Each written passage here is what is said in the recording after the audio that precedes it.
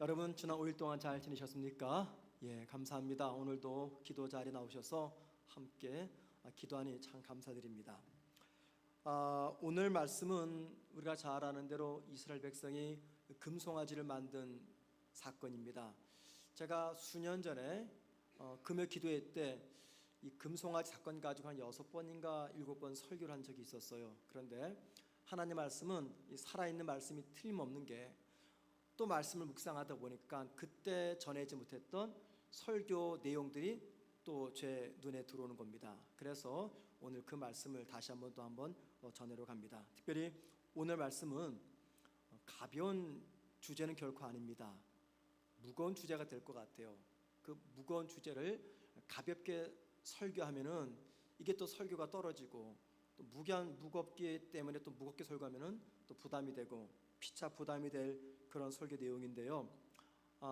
이게 왜 무거운 주제냐면은 저와 여러분들의 삶 속에서 반드시 나타나야 되고, 또 우리의 기도 속에서 반드시 나와야 될 기도 제목의 내용이기 때문입니다. 무슨 말 하려고 저렇게 뜸을 들이나 생각할 때 좀 궁금하시죠? 자, 여러분에게 한 가지 좀 질문을 드려보겠습니다. 여러분의 집에 명품이 몇 가지나 있으십니까? 명품, 통복시장에 산 거 말고, 그거 말고 진짜 명품, 짝퉁 아닙니다. 진짜 명품. 진짜와 가짜를 구별하는 게 참 어려워요. 어렵습니다. 제가 아주 오래전이죠, 영국에서 유학했던 당시 가족과 함께 이제 이태리 그 베니스라는 곳에 여행을 간 적이 있었어요. 베니스는 바다에 떠 있는 이 도시입니다. 이 베니스는요, 겉에 볼 때는 참 많이 다 쓰러져 가는 것 같은데 도시 안으로 들어가면요 굉장해요. 도시 안에 들어가면은 뒷골목이죠. 뒷골목에는 전부 다 명품만 파는 가게들입니다. 뭐 프랑스에서 나오는 명품, 이태리에서 나오는 명품, 모든 명품들을 골목골목 팔아 가게 샵이 있습니다. 그런데 놀라운 것은 그 명품을 파는 그 샵 앞에 짝퉁 좌판이 널려져 있어요. 주로 누가 파냐면 이 아프리카계 사람들, 이렇게 검은 분들이죠. 그 사람들이 뭐 루이 땡땡 매장 앞에서 루이 땡땡 짝퉁을 파는 겁니다. 기가 막힐 노릇이죠. 그런데 그때 제가 특이한 광경을 봤어요. 많은 사람들이 명품 파는 매장 안으로 들어가는데 바로 그 앞에서 파는 짝퉁은요 눈길 하나 주지 않아요. 만약에 그 짝퉁, 그 명품들을 통복시장이나 저 배달의 저수지에 펼쳐놓으면 많은 사람들이 와서 만지기도 하고 사가기도 할 텐데, 이상하게 거기서는 누구 하나도 눈길을 주지 않는 것을 지켜보았습니다. 특별히 이 또 명품 하면은 끔뻑하는 사람들이 누굽니까? 중국 사람하고 한국 사람들입니다. 그런데 아시아에서 관광 온 중국 사람이나 한국 사람들조차도 그 짝퉁 파는 거기에 눈길 한번 주지 않고 그 매장 안으로 들어가요. 내가 왜 그럴까 생각해 보았어요. 여러분 왜 그럴까요? 창피하기 때문에 그런 거예요. 창피하기 때문에. 왜냐하면 거기서 자판에 깔려있는 백을 만지작 들었다 놨다 하면 뭐가 확 드러나는 겁니까? 저 사람 지금 가짜 만지고 있네, 가짜 살려고 하네, 이게 확 드러나기 때문이에요. 왜요? 명품과 가짜를 구분할 수 있는 분명한 경계점이 있잖아요. 명품은 샵 안에서 팔고 가짜는 자판에서 팔아요. 그러니까는 이게 창피한 거죠. 그래서 만약에 우리 통복시장이나 이런 시장 같으면 마음껏 만지기도 하고 사기도 할 텐데 수많은 사람들이 그걸 보고 그냥 치는 것을 제가 보았습니다. 명품과 짝퉁을, 진품과 가짜를 판별하는 것은요 점점 갈수록 더 힘들어집니다. 그만큼 기술이 발달되기 때문이죠. 제가 어릴 때 나이키 운동화를 그렇게 신고 싶었어요. 그런데 나이키를 신지 못했고 뭘 신었냐면 나이스를 신었습니다. 여러분 기억나시죠? 그때 나이키가 안 나오고 나이스가 나왔어요. 나이키와 나이스는 확연히 구분됩니다. 뭘 보고요? 나이키는 NIKE고 나이스는 NIC입니다. 그래서 나이키와 나이스가 구별됐고, 또 그때 나온 제품이 있었죠. 프로스펙스 기억나시죠? 근데 짝퉁이 뭐였습니까? 프로 스포츠. 예, 그래서 그때는 명품과 가짜가 판명이 났는데 점점 갈수록 어려워집니다. 자, 여러분, 우리 신앙에도 진품 신앙이 있고 진품처럼 보이지만 짝퉁 신앙이 있다는 거 여러분 인정하십니까? 나는 정말 평생토록 하나님을 잘 섬긴다고 믿음 생활하고 하나님 나라 갔는데 우리 주님께서 말씀하시기를 평생 너가 나를 믿어왔던 그 신앙은 진품처럼 보이는 짝퉁 신앙이었다 말씀하신다면 이게 얼마나 기가 막힐까요? 사실 그 이야기를 제일 많이 들을 수밖에 없는 사람이 있다면 저 같은 목회자일 겁니다. 겉은 번지르하죠. 목사로서 매주마다 설교도 하고 신학도 공부하고 그래서 꽤 괜찮은 그리스도인처럼 보이지만은 하나님 앞에 볼 때는 제가 짝퉁일 수가 있을 것이고 여러분이 진품 신앙인이 될 수 있을 것입니다. 그런데 우리 육안으로는 어느 분의 신앙이 진품이고 짝퉁인지 구분할 수가 없어요. 자, 이 문제를 가지고 제가 고민하다가 오늘 본문을 묵상하면서 이게 진품과 짝퉁의 믿음을 구분할 수 있는 아주 중요한 기준이 될 수가 있겠구나 하는 생각을 갖게 되었습니다. 그래서 이 기준, 명품과 짝퉁을 가르는 그 기준이 저와 여러분에게 있는지 한번 이 문제를 오늘 좀 생각해 보려고 합니다. 자, 여러분, 이 둘 신앙, 명품 신앙, 즉 진품 신앙과 진품처럼 보이지만 짝퉁 신앙 어떻게 식별할 수 있을까요? 이를 위해서 우리에게는요 기준이 필요합니다. 그 기준을 아론과 이스라엘 백성 그리고 모세 이렇게 둘로 제가 삼아 보았습니다. 첫 번째 기준 아론의 신앙입니다. 자, 이스라엘 백성은요 모세가 하나님께 율법을 받기 위해서 시내산에 올라간 그 40일 동안 산 아래에서 끔찍한 짓을 저지르고 맙니다. 그게 뭡니까? 그들의 지도자였던 아론을 찾아가서 자기들을 인도할 신을 만들어 달라라고 요청을 합니다. 자, 우리 오늘 본문은 아니지만 출애굽기 32장 1절 말씀 보시겠어요? 우리를 위하여 우리를 인도할 신을 만들라. 이 모세 곧 우리를 애굽 땅에서 인도해낸 사람은 어찌 되었는지 알지 못함이니라. 아론에게 이스라엘 백성들이 요청한 것은 뭐였냐면은 우리를 위한 신을 만들어 달라 이 요청이었습니다. 자, 여러분 여기 1절 말씀 초반에 나오는 우리를 위하여 이 표현 이게 무슨 말입니까? 이건 이런 거죠. 우리가 하나님을 위해 존재하는 것이 아니라 하나님이 우리를 위해서 존재한다라는 신앙이 담겨져 있는 것입니다. 아론은 결국 이스라엘 백성들의 요구를 거절하지 못하고 그들이 원하는 금송아지를 만들어 줍니다. 그리고 뭐라고 말합니까? 이 신이 너희를 애굽에서 구원한 신이다 이야기합니다. 여러분, 아론은 지금 이스라엘 백성들의 요구를 들어주기 위해서 누구를 버린 겁니까? 하나님을 버린 거예요. 왜 그렇습니까? 이 시간만큼은요 아론에게 왕은 하나님이 아니라 이스라엘 백성이었기 때문입니다. 자, 우리나라를 가리켜 자본주의 사회다라고 이야기하죠. 자, 여러분, 이 자본주의 사회를 가리켜 또 뭐라고 말합니까? 소비자 중심 사회라고 이야기합니다. 자본주의 사회는요 소비자 중심 사회입니다. 자, 소비자 중심 사회에서 갑은 누굽니까? 소비자입니다. 을은 누구입니까? 기업입니다. 자, 우리나라가 철저한 소비자 중심 사회인 것을 엿볼 수 있는 하나의 예가 있습니다. 여러분들 그 스마트폰으로 혹은 인터넷으로 영화를 예약해 보신 적 있습니까? 아마 영화를 예약하신 분들은 꼭 거쳐야 될 단계가 뭐냐면 좌석을 지정하는 겁니다. 그렇죠? 그런데 종종 못된 사람들이 있어요. 얌체족이죠. 좌석을 예약할 때 한 사람이면요 예를 들면 101번, 102번, 103번 있을 때 얌체족은 101번, 102번, 103번 세 가지를 동시에 예약해 버립니다. 그리고 이 예약을 취소해도 벌금을 물지 않는 그 시간대, 만약에 10분 전에 취소해도 벌금을 물지 않는다 그러면은 바로 그 10분 전에 101번과 103번을 취소해 버립니다. 그리고 102번만 남겨놓아요. 그리고는 그 짧은 시간대에 다른 사람들이 예약을 하지 않기 때문에 극장 갔을 때 양옆에는 아무도 없이 그냥 편안하게 영화를 보는 그런 얌체족들이 있어요. 어떻게 잘하냐고요? 물어보지 마세요. 이런 얌체족들이 있어요. 그죠 여러분들? 나만 편안하게 앉아서 영화 보기 위한 사람들이죠.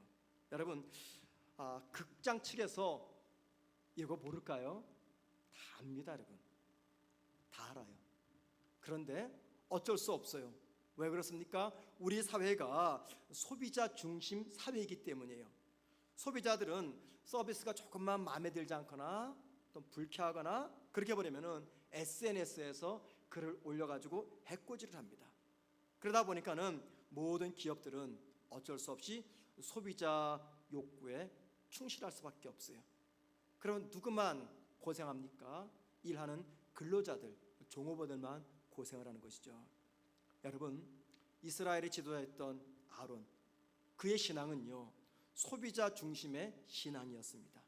이스라엘 백성들의 요구를 거절하지 못합니다.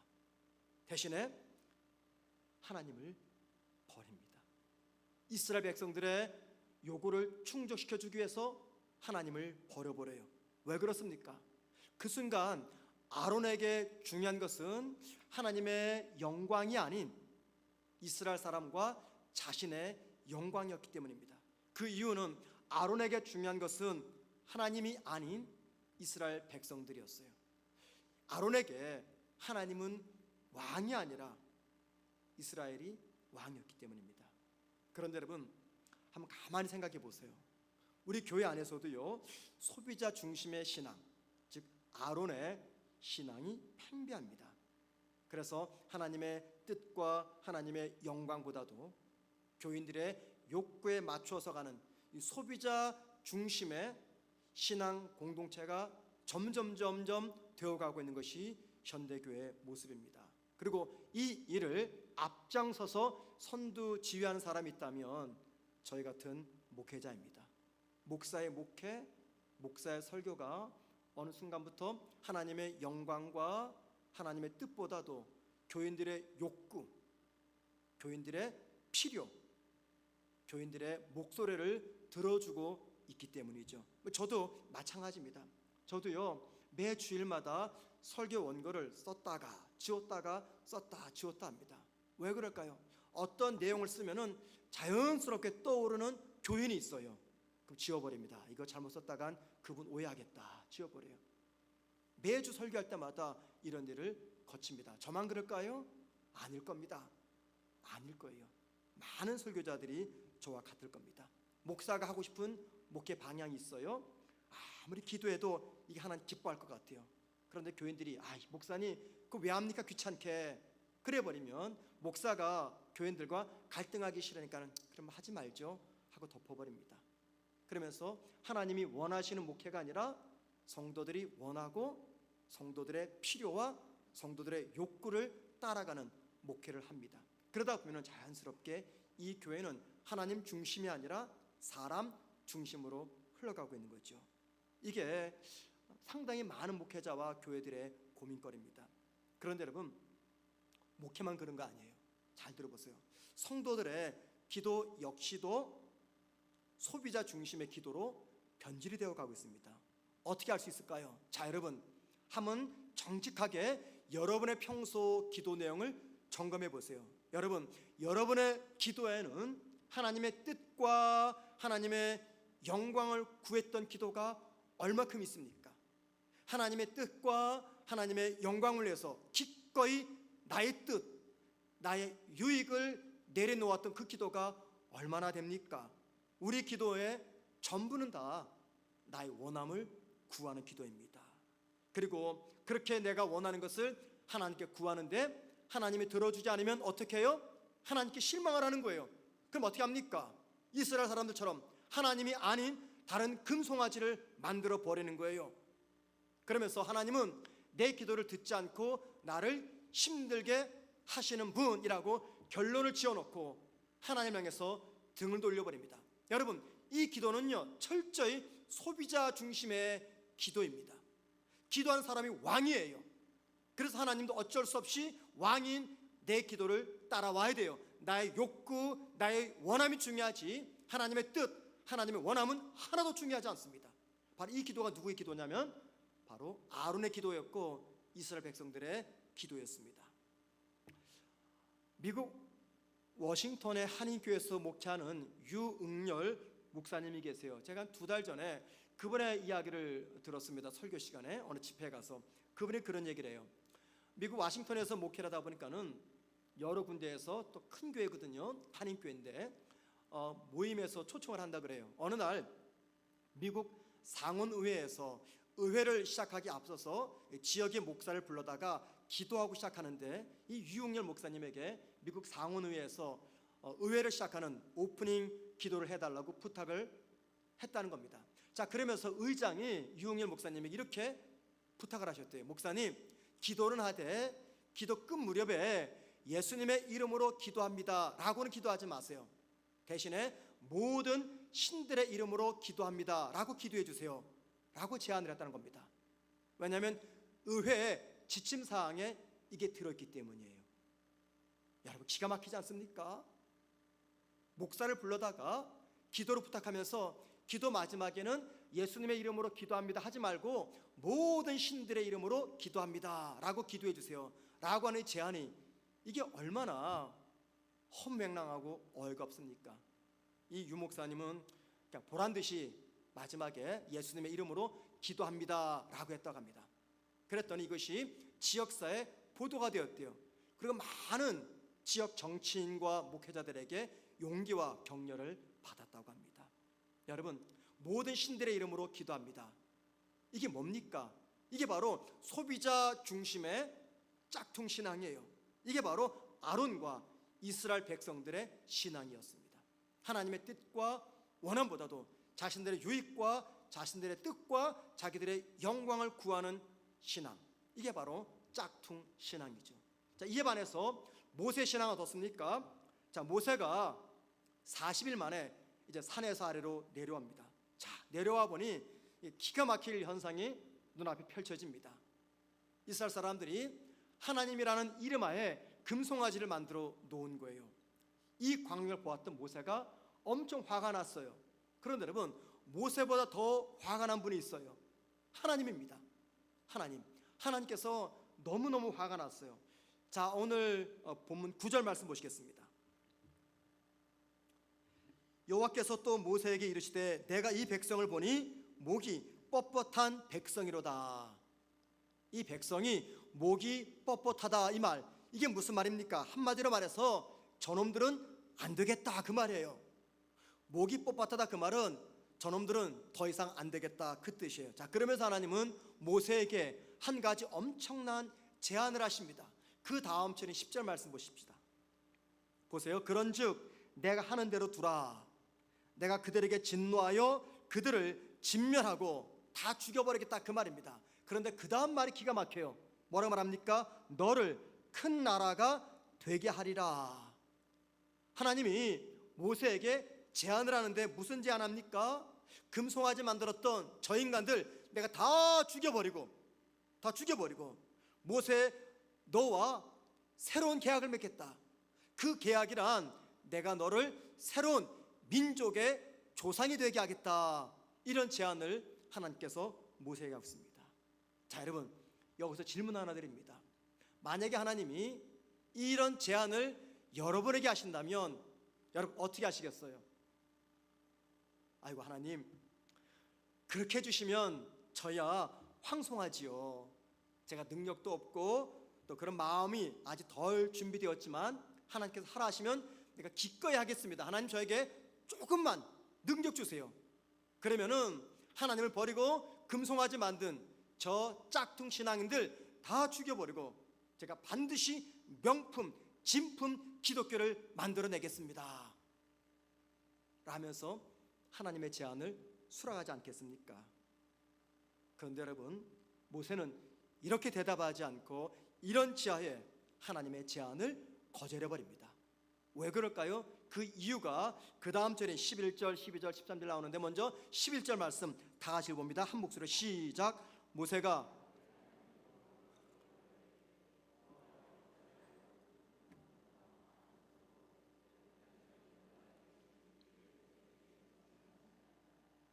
잘 보세요. 하나님, 어찌하여 당신의 큰 권능과 강한 손으로 애굽에서 건져낸 당신의 백성들을 죽인다고 말씀하십니까? 그 말이에요. 하나님께서 능력으로 건지지 않으셨어요? 그런데 그들을 죽이신다고요? 이건 말이 안 됩니다, 하나님. 자, 그 다음 절 12절 말씀 보세요. 제가 읽을게요. 여호와가 자기의 백성을 산에서 죽이고 지면에서 진멸하려는 악한 의도로 인도해 내었다고 말하게 하시려 하나이까? 무슨 말입니까? 하나님, 만약에 하나님이 이들을 다 죽여버린다면 애굽 사람들이 뭐라고 말하겠습니까? 결국은 하나님이 너희들을 광야에서 죽이려고 애굽에서 빼나간 것이 아니냐, 이렇게 말할 것입니다. 또 이렇게 말합니다. 13절 주의 종 아브라함과 이삭과 이스라엘을 기억하소서. 무슨 말이에요? 하나님, 우리 조상 아브라함과 맺었던 언약을 기억해 보세요. 하나님 약속하셨잖아요. 우리들을 이 땅에서 강한 나라로 만들어 주시겠다고 약속하셨잖아요. 그런데 만약에 이 백성들을 다 죽여버리면 하나님의 약속을 하나님께서 파기하는 겁니다. 그러면 하나님 더 이상 인류에게 신실하신 하나님이라고 말할 수 없게 됩니다. 자, 여러분, 모세가 하나님의 제안을 거절했던 이유 세 가지, 이 속에 공통점이 무엇입니까? 모세는 하나 때문에, 하나의 이유 때문에 하나님의 제안을 거절했습니다. 그것은 하나님의 영광이었습니다. 하나님의 제안을 거절했던 모세 중심에는 하나님의 영광이 있었어요. 하나님의 영광을 위해서는요, 이스라엘 백성들을 모두 멸절시켜서는 안 되고, 하나님의 영광을 위해서는 자기가 새로운 조상이 되어서는 안 된다고 모세가 말한 것입니다. 그리고 여러분, 하나님의 영광을 위해 살았던 이 모세의 가장 아름다운 모습이 그 인생 말년 느보산에서도 똑같이 재현되고 있습니다. 모세는요, 이스라엘 백성과 함께 약 43년간 광야를 고생하다가 드디어 약속의 땅 가나안에 도착했어요. 이제 요단강만 건너면 가나안입니다. 꿈에 그리던 땅이죠. 40년 이상을 광야에서 고생하면서 모세는 가나안만 꿈꾸게 살아왔어요. 자, 그런데 이 가나안 땅 앞에서 하나님이 모세 한 사람을 느보산으로 부르십니다. 그리고 뭐라고 말해요? 모세야, 너는 가나안 땅에 들어갈 수 없다. 너는 느보산에서 죽게 될 것이다. 말씀하시고 나서 모세에게 느보산 꼭대기에서 가나안 땅을 보게만 합니다. 여러분, 우리 이걸 가리켜서 뭐라고 말합니까? 토사구팽이라고 이야기합니다. 토사구팽. 토사구팽이 무슨 말입니까? 토끼를 잡기 위해서 개를 풉니다. 그 개가 토끼를 잡았어요. 더 이상 토끼가 필요 없어요. 그러자 주인이 이번에는 누굴 잡아먹습니까? 개를 잡아먹어요. 토끼를 잡으니까는 주인이 개를 잡아먹는다. 이게 토사구팽입니다. 다른 말로 말하면 필요할 때는 쓰고 필요 없을 때는 버리는 것. 지금 모세는 하나님께 토사구팽을 당하고 있는 거예요. 얼마든지 하나님께 따질 수 있잖아요. 하나님, 내가 43년간 죽을 고생해서 여기까지 왔는데 나를 버리신다고요? 도대체 이럴 수 있습니까? 여러 말로 모세는 하나님께 항의할 수 있었어요. 그런데 모세는요, 하나님의 이 말을 듣고 한마디 불평도 원망도 하지 않습니다. 왜 그렇습니까? 모세가 그럴 수 있었던 이유는 단 하나입니다. 하나님의 영광을 위해서. 하나님의 영광을 위해서 내가 토사구팽 되라고 하신다면 제가 토사구팽 되겠습니다. 하나님의 영광을 위해서 하나님의 제안을 거절했어요. 하나님의 영광을 위해서 하나님께 토사구팽을 당해도 모세는 아무런 원망도 불평도 하지 않았습니다. 저는 지금 아론과 이스라엘 백성들의 신앙을 말씀드렸고 모세의 신앙을 말씀해 드렸어요. 자, 여러분, 아론과 이스라엘 백성의 신앙 중심이 뭡니까? 자기들의 유익을 구하기 위해서 하나님을 버리는 신앙이었어요. 하지만 모세는 어떻습니까? 하나님의 뜻과 하나님의 영광을 위해서 자신을 버리는 신앙이었습니다. 자, 여기서 여러분에게 또 질문 하나 드리겠습니다. 여러분은 정말 하나님이 살아계신 전능하신 분이심을 믿으십니까? 자, 그러면 여러분 이제 한번 역할극을 해보죠. 여러분이 살아계시고 전능하신 하나님이십니다. 온 천지를 창조하신 하나님이에요. 자, 여러분은 만약에 하나님이라면 아론과 모세의 신앙을 비교하면서 누구의 신앙을 진품 신앙이라고 평가하시겠습니까? 모세입니까? 아론입니까? 자신이 없으세요? 무서우신 거죠? 저 천목사가 또 무슨 질문하려고. 그냥 단순한 질문입니다. 모세입니까? 아론입니까? 모세죠. 왜 그래요? 왜 모세 신앙을 진품 신앙이라고 생각하십니까? 그것은요, 무엇을 하든지 하나님의 영광을 구하는 신앙이었기 때문입니다. 자, 그런데 짝퉁 신앙, 진품처럼 보이지만 가짜 신앙은 누구를 영광을 구합니까? 자신의 영광과 자기의 유익을 구하는 신앙입니다. 자, 여러분, 답은 분명하죠. 답은 분명해요. 그런데 문제는 뭐냐면 평소에는 내가 진품 신앙인인지 내가 진품처럼 보이는 짝퉁 신앙인인지 잘 몰라요. 구별하지 못합니다. 우리 피차 알지 못합니다. 그런데 나의 유익과 하나님의 영광 사이에서 무엇을 선택하는지를 보면은 알 수가 있습니다. 특별히 나에게 불이익이 주어질 때, 나에게 손해가 주어질 때 내가 어떤 것을 선택하느냐, 거기 따라서 내가 하나님의 영광을 구하는 신앙인이냐 아니면 내 자신의 유익만을 구하는 신앙인이냐 판단이 된다는 겁니다. 그리고 이것은요, 평소 우리의 기도 생활을 통해서도 확인할 수가 있어요. 여러분, 우리는 종종 기도할 때 하나님의 뜻과 영광을 위해 사는 그런 인생이 되겠습니다. 기도합니다. 우리의 가정이, 내 사업장이, 내 직장이, 무엇보다도 내 자녀들이 하나님의 영광을 위하는 직장과 사업장과 가정과 자녀가 되기를 소망합니다. 이렇게 기도합니다. 그런데 여러분, 그렇게 했던 기도가 진실된 기도인지 도무지 확인할 수가 없어요. 기도는 유창하게 잘합니다. 그런데 그 기도가 진짜 기도인지 진짜처럼 보이는 가짜 기도인지 우린 몰라요. 여러분, 언제 알 수 있을까요? 기도 후에 내가 하나님의 영광을 위해서 무엇을 결정하고 선택하느냐, 거기를 통해서 우리는 내 기도의 진정성을 확인할 수가 있다는 겁니다. 나에게 유익한 쪽을 선택하는지 아니면 나에게 손해가 와도 하나님의 유익을 위해서 선택하는지, 그 선택을 보면은 내 기도의 진정성을 확인할 수가 있는 것입니다. 여러분, 평소 나의 최고의 관심이 무엇인지 생각해 보십시오. 나는 평소 무엇을 생각하고 무엇을 말하고 무엇을 결정하고 어떻게 행동하는지, 그 생각하고 말하고 행동하는 그 중심에 무엇이 담겨져 있는지 한번 생각해 보십시다. 나의 유익입니까? 아니면 하나님의 유익입니까? 나의 영광입니까? 아니면 하나님의 영광입니까? 만약에 아론이 하나님의 영광을 생각했다면 그는 결코 금송아지를 만들지 않았을 것입니다. 만일 모세가 하나님의 영광이 아닌 자신의 유익과 영광을 먼저 생각했다면 하나님의 제안을 어찌 한 번에 거절할 수가 있었을까요? 여러분, 모세와 아론, 그 차이가 무엇입니까? 하나님의 영광이냐 아니면 나의 영광이냐, 이것입니다. 제가 오늘 기도 말씀, 오늘 설교를 준비한 특별한 이유가 있습니다. 2주 전 설교 때문이었습니다.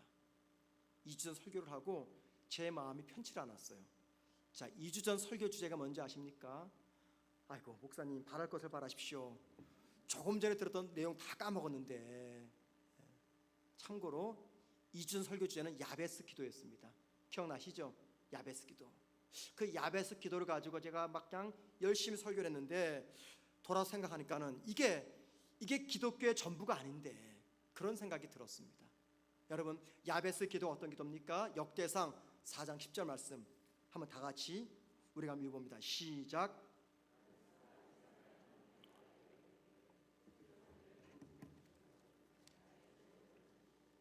주의 손으로 나를 도우사 나를 환난을 벗어나 내게 근심이 없게 하옵소서. 너무 귀한 기도죠. 너무 아름다운 기도고 우리의 기도로 삼고 싶은 기도 내용입니다. 여러분, 이 기도는 한마디로 복을 구했던 야베스의 기도예요. 그런데 복을 구했던 야베스 기도를 모든 그리스도인들이 좋아합니다. 저 역시 2주 전에 이 복을 받자고 열심히 설교했고 기도했어요.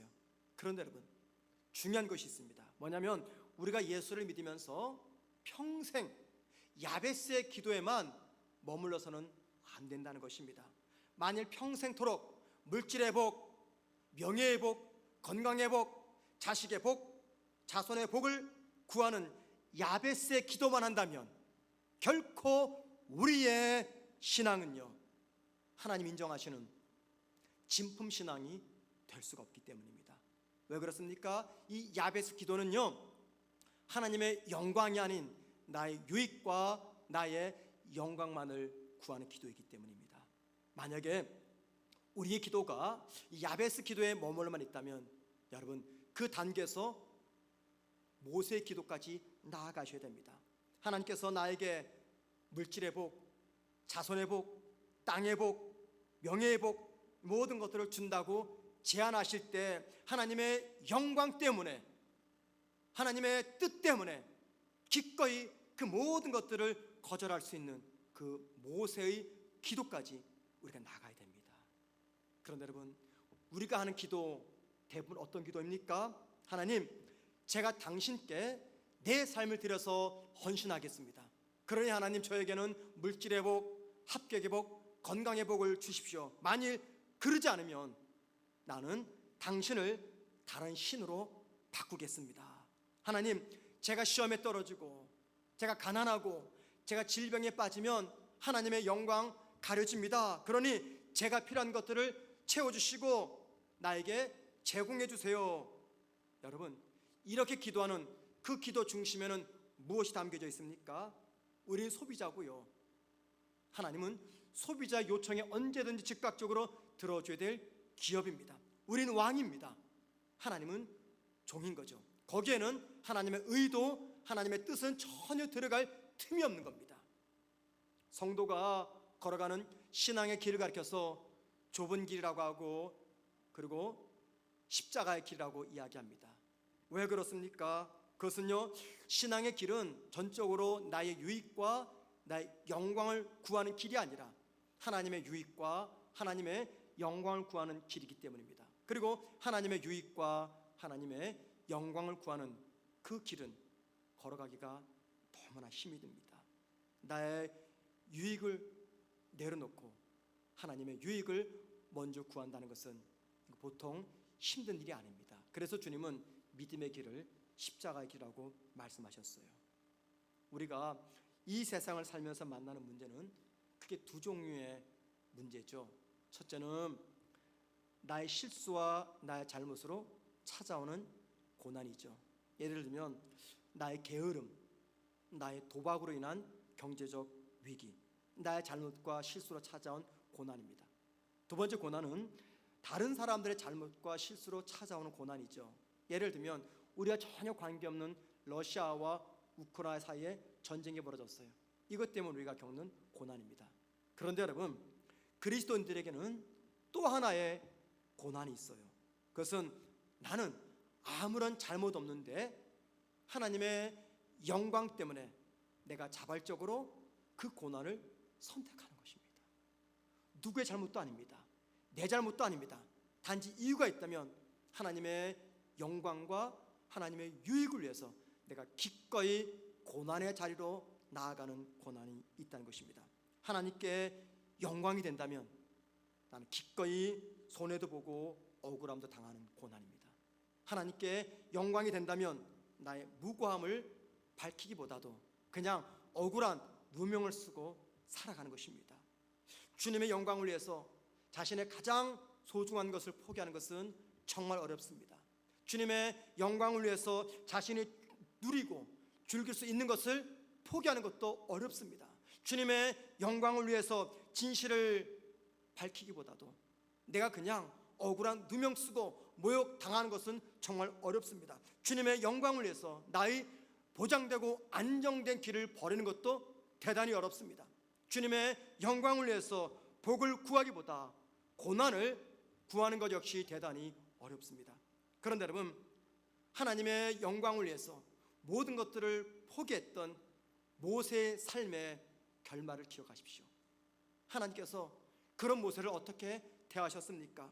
하나님의 반응이 나타납니다. 하나님의 영광을 위해서 하나님의 제안을 포기하고 가나안까지 포기했던 그 모세에게 말씀하신 하나님의 반응, 출애굽기 33장 11절입니다. 이렇게 말합니다. 사람이 자기의 친구와 이야기함 같이 여호와께서는 모세와 대면하여 말씀하시며, 모세를 하나님 뭐라고 말씀하십니까? 나의 친구라고 이야기합니다. 성경에서 하나님께서 친구라고 부른 사람은 딱 두 사람이죠. 아브라함과 모세입니다. 하나님의 영광을 위해서 하나님의 놀라운 제안도 거절하고 하나님의 영광을 위해서 느보산에서 쓸쓸히 외롭게 홀로 죽어가면서도 모든 것들을 감당했던 그 모세, 하나님께서 뭐라고 말씀하십니까? 나의 벗, 나의 친구라고 이야기합니다. 우리는 이런 말씀을 좋아합니다. 하나님은 나의 바위시오, 하나님은 나의 산성이시오, 하나님은 나의 방패가 되십니다. 이 말씀을 너무너무 좋아합니다. 그런데 여러분, 하나님이 저와 여러분의 방패가 되시고 바위가 되시고 그늘이 되십니다. 하지만 동시에 저와 여러분이 하나님을 위한 방패가 되셔야 돼요. 저와 여러분이 하나님을 위한 바위가 되셔야 됩니다. 아니 하나님, 목사님, 우리가 감히 어떻게 하나님을 위한 방패가 됩니까? 되셔야 됩니다. 하나님의 영광을 향해서 공격하는 화살이 날아올 때 내가 그 화살을 몸으로 막아내는 하나님의 영광을 위한 방패가 되셔야 됩니다. 하나님만이 나의 방패가 되는 것이 아니라 내가 하나님의 영광을 위해서 방패되는 삶을 사셔야 됩니다. 억울하죠? 속상하죠? 힘들죠? 내 속에서 분이 치밀어 오르죠? 모욕을 당하죠? 그런데 이것이 하나님의 영광을 위한 길이라면 내가 기꺼이 모욕도 환난도 핍박도 맞이하겠습니다. 내가 하나님의 영광을 위한 방패가 되겠습니다. 그런 삶을 하나님께서는 저와 여러분에게 기대하십니다. 여러분, 우리 앞에는 두 종류의 신앙의 길이 있어요. 아론과 이스라엘 백성들이 걸어갔던 신앙의 길이 있고 모세의 신앙의 길이 있습니다. 우리 인생 다 마친 날 하나님께서 우리에게 어떻게 평가하실까요? 지금 여러분들은 어떤 길을 걸어가고 계십니까? 하나님께서 당신의 영광을 위해서 기꺼이 방패가 되는 우리의 삶을 보시고 얼마나 기뻐하시겠습니까? 특별히 대부분의 사람들은 기도할 때 하나님 이거 해주세요, 저거 해주세요 간구만 할 때 나는 내가 필요한 것보다도 먼저 하나님의 뜻을 구하고 하나님의 영광을 구하는 기도할 때 그 기도 들으시는 하나님이 얼마나 기뻐하시겠습니까? 하나님 저와 여러분에게 무엇이든지 기도하라고 말씀하셨어요. 무엇이든지 구할 수 있습니다. 그런데 그 무엇이든 그 속에서 우선순위가 먼저 하나님의 영광이 될 때 내 기도 들으시는 하나님이 얼마나 기뻐하시겠습니까? 무엇이든지 기도할 수 있음에도 불구하고 먼저 하나님의 영광과 하나님의 뜻을 구하는 저와 여러분 되기를, 또 그렇게 살아가기를 주님의 이름으로 축원을 드립니다.